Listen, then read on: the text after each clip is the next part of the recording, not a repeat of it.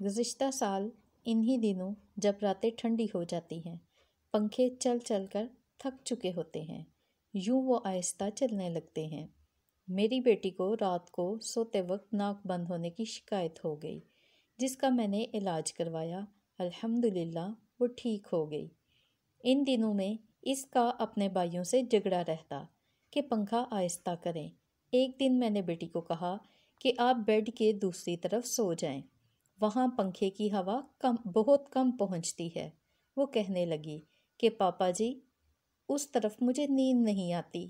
آج بیٹھے بیٹھے مجھے اچانک بیٹی کا وہ فقرہ یاد آ گیا کہ مجھے اس طرف نیند نہیں آتی۔ ایک عجیب خیال میرے ذہن میں پیدا ہوا اور میری آنکھیں بہنے لگیں۔ کتنی دیر میں خود کو سنبھالنے کی کوشش کرتا رہا۔ بیٹیوں کو کتنی قربانی دینی پڑتی ہے جب اسے اس گھر میں اپنے بیڈ کے دوسرے کنارے پر نیند نہیں آتی۔ اسے ایک دن یہ بیڈ تو کیا پورا گھر ہی چھوڑ کر جانا ہے۔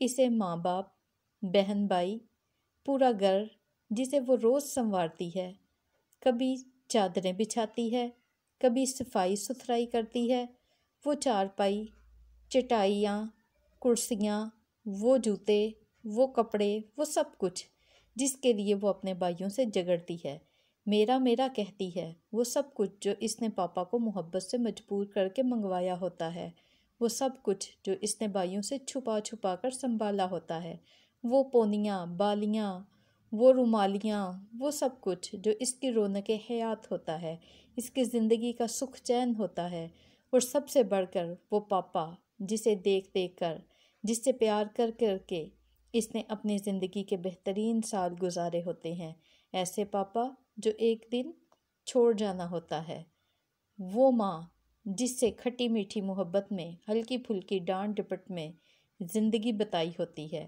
جس سے بالوں میں تیل لگوایا ہوتا ہے، چوٹیاں بنوائی ہوتی ہیں، جس سے اس نے ایک ذمہ دار خاتون خانہ کا درس دیا ہوتا ہے، جس کے بازو میں اس نے ہزاروں سپنے آنکھوں میں سجائے ہوتے ہیں، جس سے اس نے عفت کا سبق سیکھا ہوتا ہے، وہ ماں جو اس کی پہلی دوست ہوتی ہے، جو اس کے انگ انگ کے رازدار اور امین ہوتی ہے، اسی ماں کو چھوڑ کر جانا ہوتا ہے۔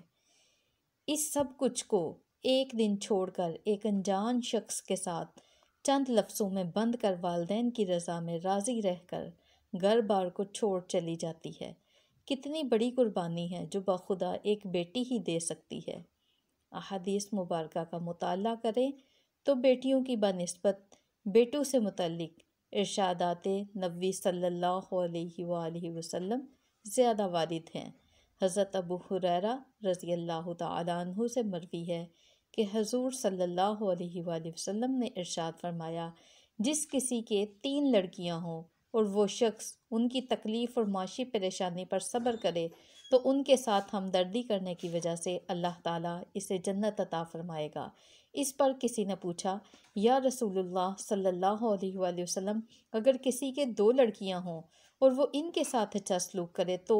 فرمایا 2 لڑکیاں ہوں تو بھی اللہ اسے جنت عطا فرمائے گا۔ پھر کسی نے پوچھا، یا رسول اللہ صلی اللہ علیہ وآلہ وسلم، اگر ایک ہی ہو؟ آپ صلی اللہ علیہ وآلہ وسلم نے ارشاد فرمایا، گرچہ ایک ہی ہو تو بھی اللہ اسے جنت میں داخل فرمائے گا۔ دوسری جگہ ارشاد نبوی صلی اللہ علیہ وآلہ وسلم ہے، آپ صلی اللہ علیہ وآلہ وسلم کا ارشاد ہے، جو شخص اپنی بیٹی کی خوب اچھی طرح تعلیم و تربیت کرے اور اس پر دل کھول کر خرچ کرے تو بیٹی اس کے لیے جہنم سے نجات کا ذریعہ ہوگی۔ ایک اور حدیث مبارکہ ملاحظہ فرمائیں۔ ام المؤمنین حضرت عائشہ رضی اللہ تعالی عنہا کہتی ہیں کہ رسول اللہ صلی اللہ علیہ وآلہ وسلم نے فرمایا، جو شخص لڑکیوں کی پرورش سے دو چار ہو پھر ان کی پرورش سے آنے والی مصیبتوں پر صبر کرے تو یہ سب لڑکیاں اس کے لیے جہنم میں آڑ بنیں گی۔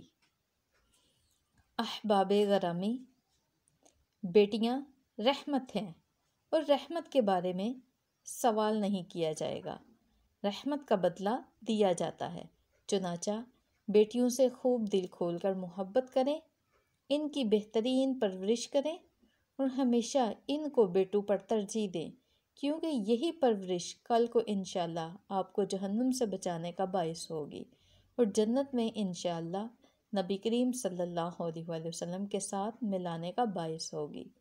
جزاک اللہ خیر۔